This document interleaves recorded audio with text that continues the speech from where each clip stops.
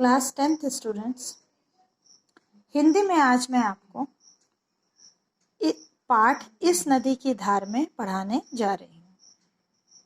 यह एक कविता है और इस कविता के कवि श्री दुष्यंत कुमार जी हैं। दुष्यंत कुमार का जन्म सन 1933 में राजपुर नवादा जिला बिजनौर उत्तर प्रदेश में हुआ। इनकी शिक्षा इलाहाबाद में हुई।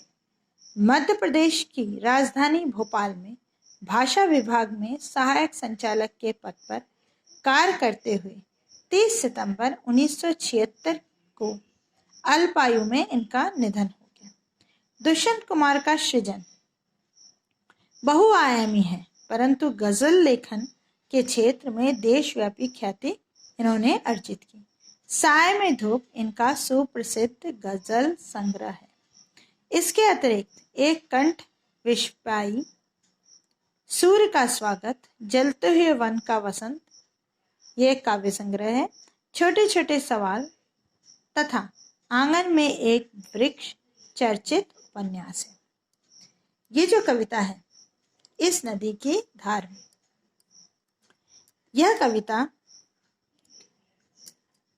ये स्पष्ट करती है, लेखक कवि कहते हैं कि अपने समाज और समय की जर्जर एवं विडंबनापूर्ण परिस्थिति, मतलब समाज में जो भी मिस्टेक और जो भी आपकी हिपोक्रेसी है, कि ऐसा कहा जाता है लेकिन ऐसा होता नहीं, इन सब समस्याओं, ढेर सारी समस्याओं से कवि कहते हैं कि हमें हिम्मत से काम लेना है, कमजोर नहीं बनना है।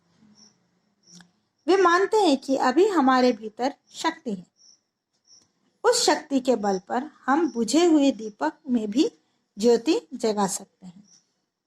भले ही हमारी पीड़ा की खुले रूप में अभिव्यक्ति न हो पा रही हो, परंतु किसी न किसी रूप में पीड़ा मुखरित तो हो ही रही है।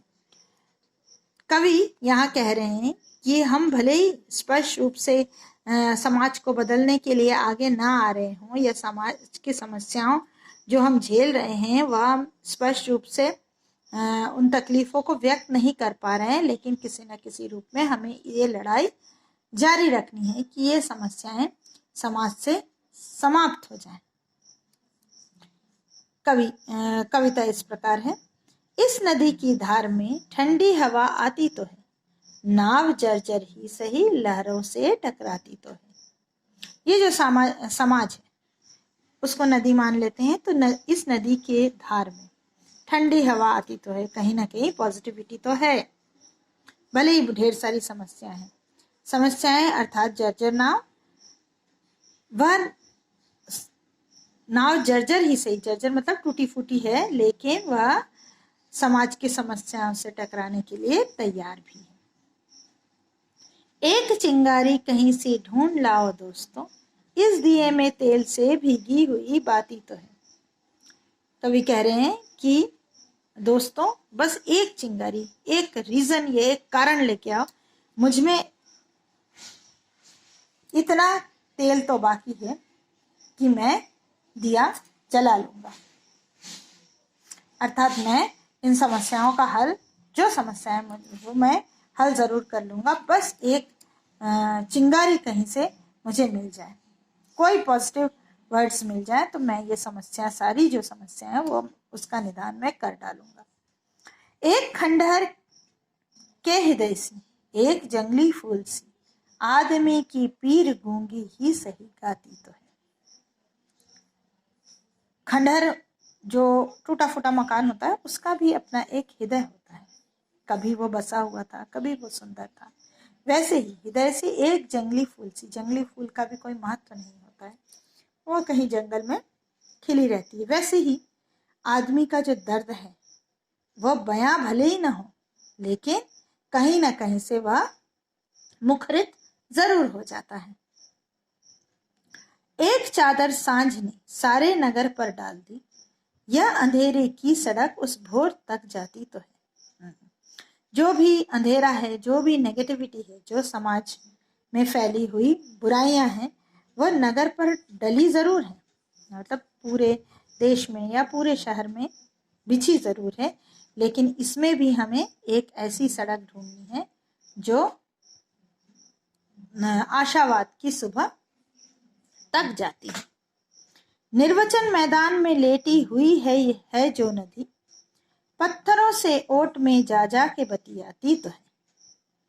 ये जो नदी है, ये हमारी आशा की जो नदी है, आशा रूपी नदी, वह निर्वचन मैदान में, मतलब ऐसी शांत पड़ी हुई है, मैदान में बह रही है।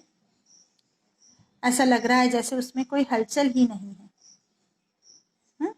वैसी ही नदी, लेकिन वह भी कहीं ना कहीं पत्थरों की ओट में, मतलब समस्याओं से जा जाकर टकरा कर उस समस्या को हल करने की कोशिश जरूर कर रही है कहीं ना कहीं।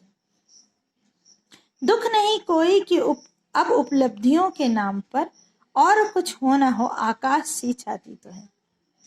हमें कोई उपलब्धि नहीं प्राप्त हो रही, इस बात का दुख हमें नहीं है, लेखक कह रहे हैं, क्योंकि